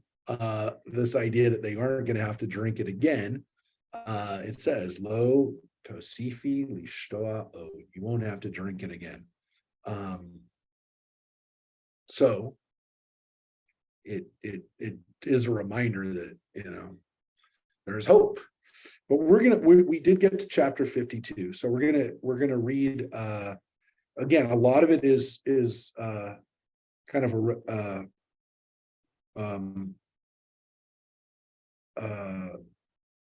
a repetition or a building of what we've already seen, but we are going to see another piece of in chapter 52 that again, we're not going to get exactly to chapter 55, which again he says is one unit. He actually, this book, it keeps disappearing when I hold it up. This book, because I'm on a virtual screen, is Isaiah 40 through 55. But let's read chapter 52, shall we? We'll finish with this. And I wish Reverend Lynn was there, but I'm glad everyone else is here. We have a great group today, quite a few people. And let's take a look at chapter 52, which is also part of kind of what we've been seeing over these last few chapters. Some little references again to the suffering servant, but again, look at these phrases again: uri uri, or hitorari, awake, awake, arise, arise. The repetition of these words, they're beautiful, they're poetic, and they are part of what makes Isaiah, especially this part of Isaiah, so obviously the hand of one author, one person who really understands and is able to use the power of language in a way that just truly amazing. Isaiah is really, just as an author, as a speaker, there is really, again, that's why Isaiah is so loved and why we quote it so often and why we use it so much in the Haftarot, because it's inspiring and it's so beautifully written. So let's take a look at this. Awake, awake, O Zion. Clothe yourself in splendor. Put on your robes of majesty, Jerusalem, holy city. For the uncircumcised and the unclean shall never enter you again. Didn't quite happen that way, but it was hoping that it would never happen again, right? The uncircumcised and the unclean will never enter you again, right? Arise, shake off the dust, sit on your throne, Jerusalem. Loose the bonds from your neck, O captive one, fair Zion. For There's thus, the word, Bat Zion. So there's the words that happen in the first Isaiah come back here. Bat Zion, O captive one, Bat Zion. Okay. For thus said the Lord, you were sold for no price and shall be redeemed without money. For thus said the Lord God, Of old my people went down to Egypt to sojourn there, but Assyria has robbed them, giving nothing in return. What therefore do I gain here, declares the Lord? For my people has been carried off for nothing. Their mockers howl, declares the Lord, and constantly, unceasingly, my name is reviled. Assuredly, my people shall learn my name. Assuredly, they shall learn on that day that I, the one who promised, am now at hand. How welcome on the mountain are the footsteps of the herald, announcing happiness, heralding good fortune, announcing victory, telling Zion, your God is king. Hark, your watchmen raise their voices as one, they shout for joy, for every eye shall behold the Lord's return to Zion.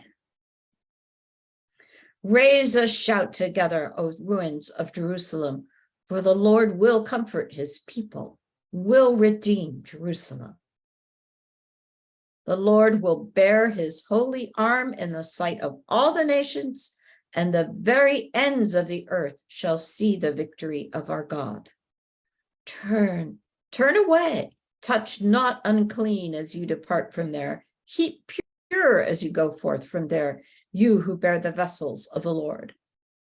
For you will not depart in haste, nor will you leave in flight, for the Lord is marching before you. The God of Israel is your rear guard.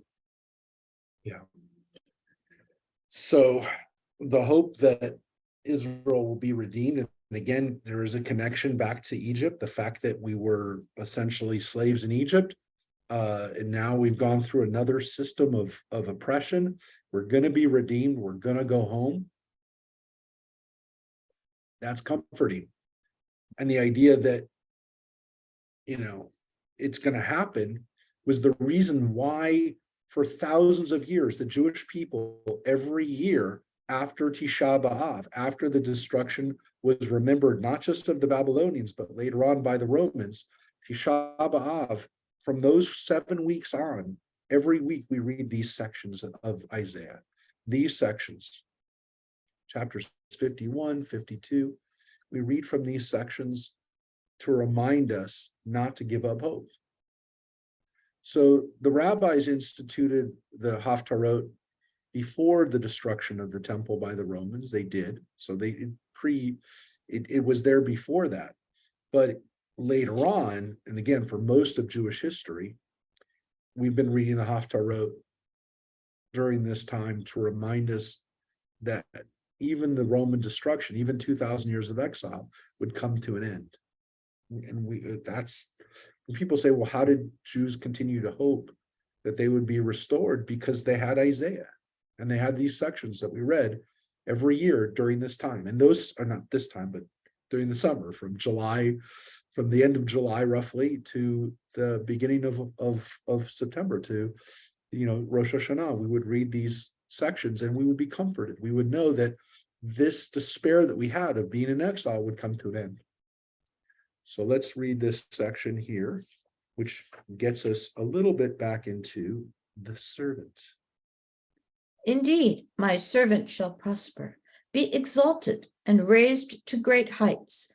Just as the many were appalled at him, so marred was his appearance, unlike that of man, his form beyond human semblance. Just so he shall startle many nations. Kings shall be silenced because of him, for they shall see what has not been told them, shall behold what they have never heard. Now, again,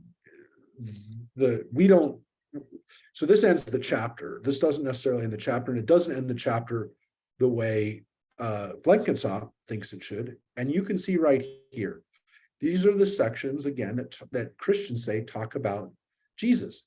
It really seems like here that Isaiah is not even referring to himself or to like one person in particular, but it seems to be that he's talking about the Jewish people, right? At least here from 13 on, it seems like he's talking about the suffering of many people, of the Jews themselves, of comparing them to a servant. That's why if you translate this as you, just as the many were called at the sight at him instead of at him, at you, you would understand that, again, the translation is so different, because if it applies to one person, okay, then maybe that's Jesus. But the reality is it seems to be talking about the people as a whole. But again, a person is suffering, or the people are suffering, and then they get restored. Well, we're going to finish where he kind of says it, which is in the middle of no, actually at the end of chapter 53. So let's keep going. Who can believe what we have heard? Upon whom has the arm of the Lord been revealed? For he has grown by his favor like a tree crown, like a tree trunk out of arid ground. He had no form or beauty that we should look at him, no charm that we should find him pleasing. He was despised, shunned by men, a man of suffering, familiar with disease. As one who hid his face from us, he was despised. We held him of no account. Yet it was our sickness that he was bearing, our suffering that he endured. We accounted him plagued, smitten, and afflicted by God. But he was wounded because of our sins, crushed because of our iniquities. He bore the chastisement that made us whole, and by his bruises we were healed. Yeah. So again, it seems like they're talking about a lot of people, or one person who represents everybody. And it seems as though, again, he's carrying the suffering of lots of people on him. Again, bruises, suffering, wounds, he's bearing our sickness. Again, is it everybody? It was the people who suffered. Was it one guy? I don't know. It seems poetic to some extent, obviously, but let's keep going. We're going to read a little bit more. We all went astray like sheep, each going his own way, and the Lord visited upon him the guilt of all of us. He was maltreated, yet he was submissive. He did not open his mouth. Like a sheep being led to slaughter, like a ewe, dumb before those who shear her, he did not open his mouth. By oppressive judgment he was taken away. Who could describe his abode? For he was cut off from the land of the living through the sin of my people who deserved the punishment. And his grave was set among the wicked, and with the rich in his death, though he had done no injustice and had spoken no falsehood. But the Lord chose to crush him by disease, that if he made himself an offering for guilt, he might see offspring and have long life, and that through him the Lord's purpose might prosper. Out of his anguish he shall see it. He shall enjoy it to the full through his devotion. My righteous servant makes the many righteous. It is their punishment that he bears. Assuredly, I will give him the many as his portion. He shall receive the multitude as his spoil, for he exposed himself to death and was numbered among the sinners, whereas he bore the guilt of the many and made intercession for sinners. Now, that is the end of that servant discussion. You've now read it, and one of the reasons why I made sure we went to the end of it was so that, and again, we're right at the end of time, but just again, this is the section. These are the sections of the suffering servant. I don't know. You can make the decision now whether you feel that this applied to Jesus. Some of it, again, was very important for it to apply to Jesus, because again, this is a servant who suffers for the people. He bears their guilt. He bore the guilt of many, made intercession for sinners. But it really seems that Isaiah is talking about at least somebody else who already suffered. And more importantly, he doesn't seem to be talking about necessarily, even if he is talking about one person in particular, he could also be talking about the generations of Jews that have lived in exile for the last couple of generations who already went through this and who already suffered because of what had happened. Again, it does not talk about him dying and being resurrected. It says specifically that he's buried amongst the poor, which was important to a sense that, again, one of the reasons why it's important that Jesus suffers and doesn't say anything is because that's what it says that Isaiah says about this person who's going to suffer. He's compared to a sheep, right? And this was, again, is it applying to one person? Is it applying to several people? Is it applying to all the people who didn't get to be redeemed? It's very hard to assume, again, from reading this in context, that it applies to Jesus in particular, but obviously Christians feel it does. And the reason that they feel it does is because the people who wrote the Gospels knew this part of the Bible. They loved this part of the Bible, and they wanted Jesus to some extent do what Isaiah talked about, which is bear our sins. So if Jesus bears our sins, then our God will redeem us now because he suffered. And I believe that they believed that. 2,000 years later, it's hard for me to wrap my head around that and say, well, that's what it meant. But look, I guess in another midrashic way, I could say that Christians who believe that and who act out in a positive way and take this to heart, then who's to say that that by believing that they're not making the world a better place? So I don't begrudge them that, and I let them use this midrash to make the world a better place. Again, it's hard for me to understand this that logically applied to Jesus, but you understand why it happened. You understand why it says this. You understand why somebody would have said, hey, let's make Jesus be the suffering servant. Because if he goes through this, then our suffering is over. So you can understand why some of maybe the earlier followers of Jesus as the Messiah actually would have said this, because they wanted him to be the last person to suffer. Because if he's the last one who suffers, then what happens next is we all get redeemed. So I get it, and I understand the logic behind it, and I see the importance of it. But I do want to say that it's hard for me to look at this and go, well, that's why Jesus was the Messiah, or that's why Jesus is God.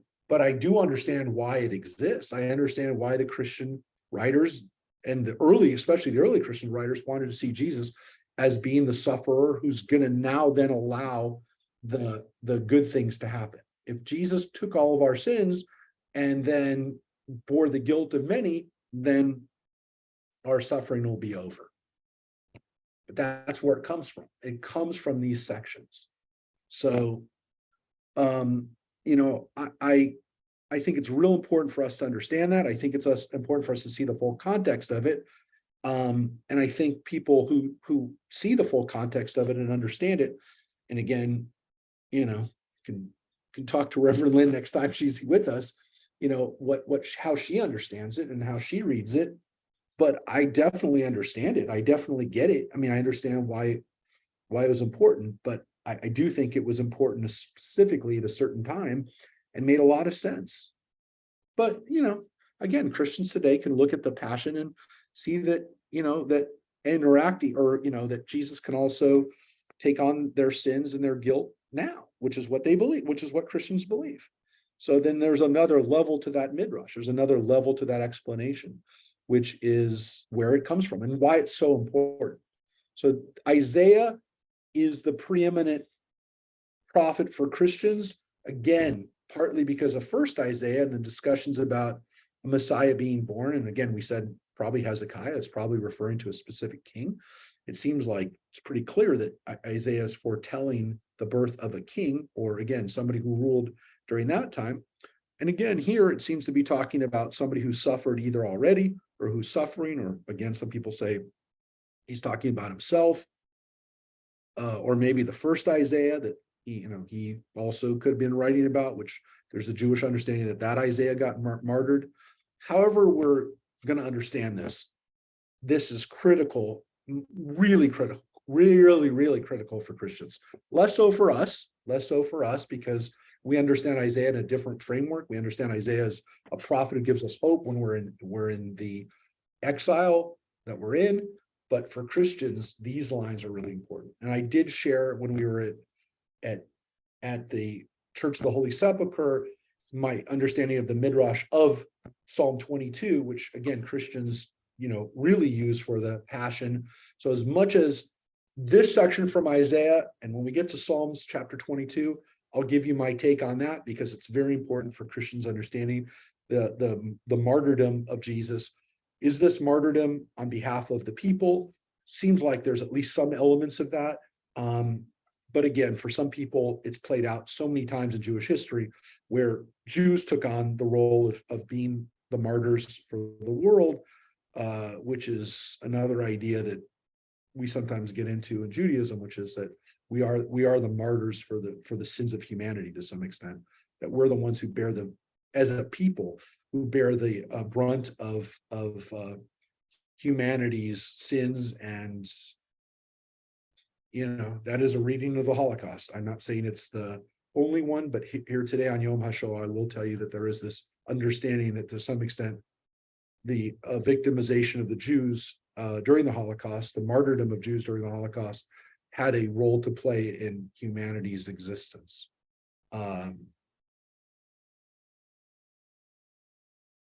Thank you, Rosemary, for reading for us. And again, we got to an important place here in Isaiah. In the next few weeks, as we finish up Isaiah, we probably have like 3 more weeks. We're going to be reading Isaiah.